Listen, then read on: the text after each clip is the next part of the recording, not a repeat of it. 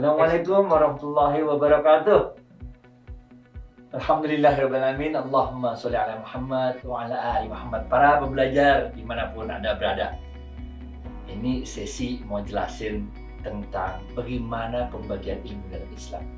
Dalam Islam kita tahu bahwa hubungan antara kita dengan Al-Khaliq, antara kita dengan makhluk, ini diatur semuanya dalam sumber-sumber Islam yang kita kenal, yaitu Quran dan hadis. Nah, di dalam para ulama ini, karena Quran dan hadis itu ya begitu itu, benar gak? Nah, oleh karena itu para ulama memberikan ijtihad untuk persoalan-persoalan yang muncul di kemudian hari. Sumbernya kan itu doang, Quran sama hadis. Tapi persoalan kan muncul terus dengan perkembangan zaman. Oleh karena itu para ulama harus menjawab persoalan-persoalan tersebut. Nah, disitulah masuk yang kita sebut dengan fikih. Kalau syariah adalah ketentuan-ketentuan yang ada dalam Quran dan hadis, sedangkan fikih adalah tafsiran para ulama terhadap syariah tersebut. Nah, inilah fikih inilah yang kemudian oleh para ulama dibagi lagi menjadi dua, yaitu fikih ibadah dan fikih muamalah. Mengapa para ulama membagi fikih ini menjadi dua, fikih ibadah dan fikih muamalah? Karena hukum asalnya beda. Di dalam fikih ibadah itu al-aslu fil ibadah, pada hukum asalnya ibadah itu tahrim, semuanya nggak boleh, kecuali ada ketentuan-ketentuannya yang dibedakan oleh dan rasulnya. Tapi kalau fikih muamalah, ini hukum asalnya al-aslu fil muamalah al-ibahah. Hukum asal muamalah semuanya boleh, kecuali yang ada larangannya. Benar ya? Nah, kalau kita ngomong tentang kegiatan ekonomi, tentang kegiatan pasar modal, keuangan, semuanya, ini maksudnya babnya fikih muamalah. Karena masuknya fikih muamalah, maka hukum asalnya semuanya boleh, kecuali yang dilarang. Nah, oke. Kita sebagai pelaksananya, ini kita harus memahami supaya kita tidak terjerumus pada kegiatan muamalat yang tidak sesuai dengan prinsip syariah. Yang rumusnya tentu para ulama lah, bener gak? Ada Dewan Syariah Nasional, MUI, bener gak? Nah, kita pakai fatwa-fatwanya mereka. Oke? Nah, salah satu fatwa yang ada yang dikeluarkan oleh Dewan Syariah Nasional, salah satu dari banyak, yaitu fatwa nomor 80. Di dalam fatwa nomor 80 ini diatur mekanisme yang tidak boleh kita lakukan. Jadi kalau kita boleh jelasin dikit ya sebelum masuk ke fatwa 80. Di dalam fikih muamalat untuk urusan ekonomi kita ini, untuk urusan pasar modal kita ini, itu dibagi keharumannya ada dua. Pertama adalah keharuman dari segi zatnya. Oke. Maka nanti ada daftar efek syariah tuh, di mana ada kumpulan-kumpulan saham-saham, surat berharga dan sebagainya di bursa efek Indonesia yang secara bisnisnya itu sesuai syariah. Nah, ini yang kita sebut sebagai yang pertama, yaitu larangan dari haram li zatihi. Tapi ada yang kedua, ini yang diatur di fatwa 80 tadi yang kita bicarain, yaitu keharaman dari segi mekanismenya, dari segi the way you do it-nya. Nah, the way you do it-nya inilah kemudian diatur oleh fatwa nomor 80. Paham ya? Jadi ada dua jenis keharaman. Keharaman zatnya ini diimplementasikan di Indonesia dengan cara menerbitkan daftar efek syariah yang diterbitkan bersama oleh OJK dan Dewan Syariah Nasional MUI. Dan keharaman yang jenis kedua adalah keharaman dalam kita melakukan transaksi di pasar modal itu sendiri. Nah, inilah yang diatur di dalam fatwa nomor 80. Nah, oleh karena itu pasar modal yang sesuai syariah ini, gimana ya? Pasar modal. Tapi ada pasar modal yang dilakukan sesuai dengan syariah, yaitu yang tidak melakukan dua hal, yaitu dilakukan keharaman dari segi zatnya tadi dan tidak melakukan keharaman dari segi mekanisme perdagangannya tadi. Inilah yang kita sebut dengan pasar modal syariah, yang sesuai atau menjadi sarana untuk keadilan distribusi yang sesuai dengan syariah sebagaimana tercantum dalam ayat berikut ini. Oke. Nah, sekarang kita lanjutkan. Tadi kita bahas ada dua jenis keharuman, yaitu keharuman zatnya dan keharuman tata cara kita melakukannya. Di samping itu, karena ini adalah sifatnya investasi dalam pasar modal ini, kayak bisnis lah, pasti ada resiko kerugian, benar nggak? Nah, inilah suatu kaidah yang disebut al-gun mobil gourmet, bahwa kalau bahasa kerennya apa, risk and return lah. Kalau mau dapat return ya ada risk, benar nggak? Yang dalam bahasa kaidah fikihnya disebut al-gun mobil gourmet, al-kharaj bitoman kalau mau lebih konkretnya lagi. Oke. Sekarang sebagaimana tercantum di caption berikut ini ya. Al-gun mobil gourmet, al-kharaj bitoman. Kalau kita mau dapat return ya tentu ada risiko yang harus kita lakukan. Kalau kita bisnis kan kita mau dapat untung, tapi tentu ada risiko yang harus kita lakukan. Nah, sekarang kita langsung masuk aja. Jadi ada dua jenis keharuman, haram dari segi zatnya diimplementasikan dalam terbitnya daftar efek syariah yang diterbitkan oleh OJK dan Dewan Syariah Nasional MUI. Yang kedua ada keharuman dari segi cara kita melakukan. Ini diatur untuk yang kedua ini, yang keharuman dari segi tata cara kita untuk melakukannya itu diatur dalam fatwa DSN MUI nomor 80 tahun 2011. Nah, situ diatur apa-apa saja yang dilarang. Antara lain, pertama adalah tadlis, haram tadlis haram, oke?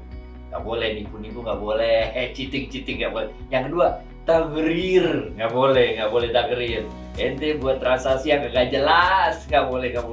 Goror, nggak boleh goror. Baik najas, kita sekongkol untuk bohong, benar nggak? Atau disebut juga tanajus, ini nggak boleh haram. Ikhtikar juga nggak boleh ikhtikar. Kita kurangin jumlah barang yang dijual supaya harganya naik karena melangkah kan, karena harganya naik kita jual, nggak boleh, haram. Gish juga nggak boleh, benar nggak boleh. Gaban juga nggak boleh, memanfaatkan ketidaktahuan para pelaku pasar untuk ambil keuntungan di atas keuntungan normal yang nggak boleh. Bayul ma'adum nggak boleh juga. Gimana? Ente jualan yang barangnya belum ada, kacau ya. Riba juga nggak boleh. Jadi rekan-rekan sekalian, demikianlah kira-kira pembahasan awal kita tentang prinsip dasar fikih muamalah. Materi yang akan kita pelajari berikutnya akan membahas tentang fatwa terkait pasar modal syariah. Mari kita ikut bersama. Para pembelajar dimanapun Anda berada, kita ketemu lagi nih. Nah, setelah kita mengetahui prinsip dasar fikih muamalat, sekarang mari kita bahas tentang fatwa-fatwa yang terkait dengan pasar modal syariah. Tadi kita sudah sampaikan bahwa syariah yang mengatur ketentuan-ketentuan yang ada dalam Quran dan hadis, kemudian ada fikih yang dibuat oleh para ulama, ijtihad ulama yang menafsirkan, menjelaskan syariah tersebut. Sekarang kita akan menukik lagi, yaitu fikih versi Dewan Syariah Nasional, yaitu pendapat-pendapat atau fatwa-fatwa yang dikeluarkan oleh Dewan Syariah Nasional MUI, yang fatwa-fatwa DSN MUI ini menjadi dasar bagi otoritas-otoritas yang ada di Indonesia di bidang keuangan dalam membuat positifisasi atau membuat fatwa-fatwa tersebut menjadi landasan untuk terbitnya regulasi yang ada. Nah, dalam membuat fatwa ini, Dewan Syariah Nasional melibatkan otoritas-otoritas yang ada sejak awal. Jadi Dewan Syariah Nasional itu ada BPH namanya, Badan Pengurus Harian, di mana Badan Pengurus Harian ini yang pertama yang dirumuskan adalah merumuskan persoalan. Habis merumuskan persoalan, merumuskan solusinya. Habis merumuskan solusinya, nah di sini kita akan mengajak, biasanya ini selalu ada 5 pihak yang terlibat. Yang pertama Dewan Syariah Nasional sendiri untuk urusan aspek syariahnya. Yang kedua OJK, sebagai regulator jasa keuangannya. Yang ketiga adalah Bank Indonesia sebagai regulator urusan sistem pembayaran dan moneter. Kemudian kita akan mengajak juga Mahkamah Agung untuk urusan legal hukumnya. Dan yang kelima, kita akan mengajar juga IAI, Ikatan Akuntan Indonesia.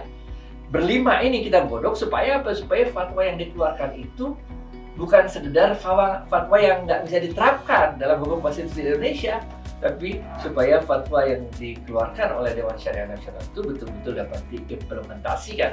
Itu sebabnya biasanya minimal ini peserta tetapnya itu 5 pihak ini, biasanya MUI, OJK, BI, Mahkamah Agung, dan IAI, Ikatan Akuntan Indonesia. Nah, kemudian untuk urusan pasar modal, nah ini telah banyak juga fatwa-fatwa dari MUI yang dikeluarkan secara bertahap sesuai dengan kebutuhan pasar. Antara lain fatwa-fatwa itu sebagai berikut.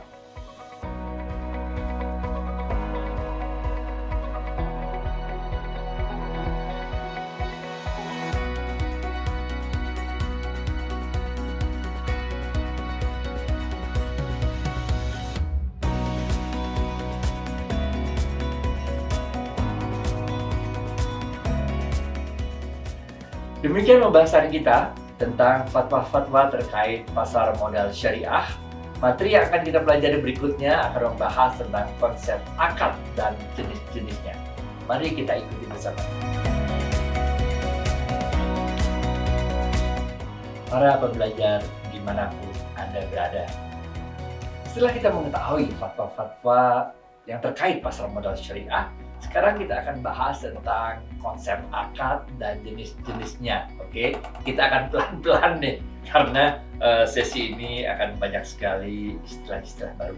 Ya, akad sebetulnya berasal dari bahasa Arab al-aqdu yang dalam bentuk jamak disebut sebagai al-uqud, benar ya? Atau yang artinya ikatan atau simpul tali, benar ya? Kalau kita merujuk misalnya pada kitabnya Fiqhul Islam Mu'adilatuhu yang ditulis oleh Syekh Muhammad Zuhaili, itu disebutkan bahwa akad itu adalah segala tindakan yang dilakukan dengan niat, baik dengan kehendaknya sendiri. Contohnya misalnya wakaf, melepaskan hak atas sesuatu, mentalak, bersumpah, atau bisa juga bukan kehendaknya sendiri, tapi adanya dua kehendak dari para pihak. Seperti dalam jual beli, sewa menyewa, pemberian kuasa, ini kan mesti ada kesepakatan dua belah pihak. Nah, dalam kita bicara akad, kita tidak terlepas dari rukun akad. Oke, rukun akad itu sebetulnya cuma ada 3 doang. Benar. Yang pertama adalah para pelaku akad, yaitu akidan, benar ya. Nah, para pelaku akad ini haruslah orang yang mampu untuk melakukan akad untuk dirinya sendiri. Lihat istilah kerennya dah gitu. Selain dia mampu untuk melakukan akad untuk dirinya sendiri, dia juga harus punya otoritas syariah yang diberikan pada seseorang untuk merealisasikan akad sebagai perwakilan dari yang lain. Nah, mampu di sini maksudnya dalam hal memiliki kecakapan, dia berakal, mumayyiz, anak kecil maka nggak boleh, benar nggak? Pendewasa, akil balik, benar nggak? Nah, itu rukun yang pertama, yaitu kedua belah pihak, para pihak. Yang kedua rukunnya adalah objek akadnya atau ma'qud alaihnya. Nah, objek akad ini harus ada ketika akad. Nah, harus sesuatu yang disyaratkan. Harus bisa diserah terimakan ketika terjadinya akad. Dan harus sesuatu yang jelas antara kedua pelaku akad. Benar ya? Biar jelas. Namanya juga akad, benar ya? Kudu jelas. Nah, rukun yang ketiga adalah sighat atau pernyataan dari pelaku akad. Kalau di Indonesia terkenalnya ijab qabul. Nah, sedangkan itu kan mengenai rukun. Selain rukun, di akad juga ada yang disebut sebagai syarat. Syarat dari akad tersebut adalah adanya pernyataan dari salah satu pihak, yaitu ijab, dan pernyataan persetujuan qabul dari pihak lainnya. Yang selanjutnya ini akan menimbulkan akibat hukum pada objek akad. Baik, setelah kita mengetahui tentang rukun akad, selanjutnya kita akan bahas batasan-batasan dalam akad syariah. Akad syariah pada dasarnya juga menganut azas kebebasan berkontrak, yaitu para pihak bebas melakukan perjanjian dalam bentuk apa saja, sepanjang tidak melanggar syariat Islam, peraturan perundang-undangan, ketertiban umum, kesusilaan. Ingat nggak sesi kita yang sebelumnya bahwa al-aslu bil muamalah al-ibahah, benar nggak? Bahwa hukum asalnya semuanya boleh kecuali yang dilarang. Jadi yang membedakan adalah syariat Islamnya, benar nggak? Batasan-batasan inilah yang melarang apa-apa yang melarang dibuatnya suatu perjanjian yang mengandung unsur-unsur maisir, unsur gharar, unsur riba, batil, riswah, objek yang haram. Semua itu yang dalam sesi sebelumnya telah kita bahas, dua kelompok objek haram, haram di zatihi dan haram di ghairihi. Nah, di dalam setiap transaksi pasar modal syariah juga wajib memiliki akad. Ada banyak jenis akad yang dapat digunakan dalam transaksi di pasar modal syariah ini. Namun demikian, ada beberapa jenis akad yang sering digunakan dalam transaksi pasar modal. Kita akan bahas yang ini ya, yang gampang-gampang dulu. Nah, pertama, ijaroh.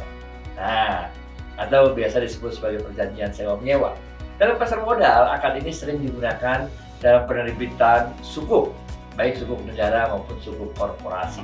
Yang kedua, akad kerjasama, yaitu akad mudharabah, musyarakah. Akad ini sering digunakan dalam penerbitan sukuk juga yang dilakukan oleh lembaga-lembaga keuangan. Mudharabah adalah perjanjian kerjasama antara pemilik modal di satu pihak dengan pengelola usaha di lain pihak, dengan cara pemilik modal menyerahkan modal dan pengelola usaha mengelola modal tersebut dalam suatu usaha. Oke. Itu kayak yang kedua kan. Yang ketiga nih, jenis akad yang sering juga dipakai di pasar modal yaitu akad wakalah atau pemberian kuasa.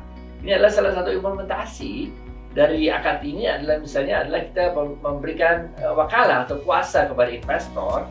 Investor memberikan wakalah, memberikan kuasa kepada manajer investasi untuk mengelola dana investor, misalnya dalam produk reksadana syariah. Oke.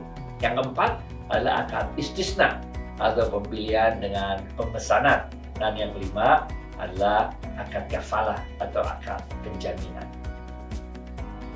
Juga kita mengenal, kalau dari tadi kita ngomong akad, kita juga mengenal wa'ad atau janji.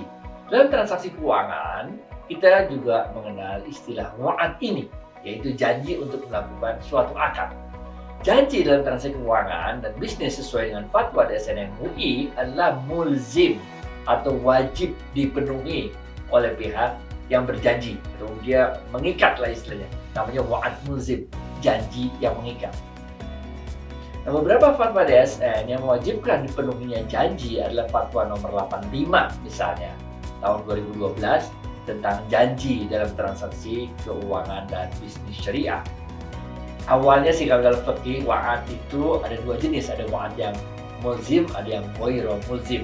Ada wa'ad atau janji yang mengikat dan janji yang tidak mengikat. Tapi untuk urusan keuangan, bisnis mengikat janji. Kalau nggak mengikat di mana tuh? Perbedaan antara wa'ad dengan akad wakalah adalah wa'ad hanya mengikat pihak yang berjanji atas pihak yang diberi janji untuk melakukan sesuatu yang dijanjikan. Sedangkan akad ini mengikat bagi kedua belah pihak yang berakad. Tapi saya tadi udah kasih tahu ya bahwa akad yang di fatwa DSN MUI itu wa'ad yang di dalam fatwa DSN MUI itu yang digunakan dalam keuangan dan bisnis adalah wa'ad yang mulzim, yang mengikat.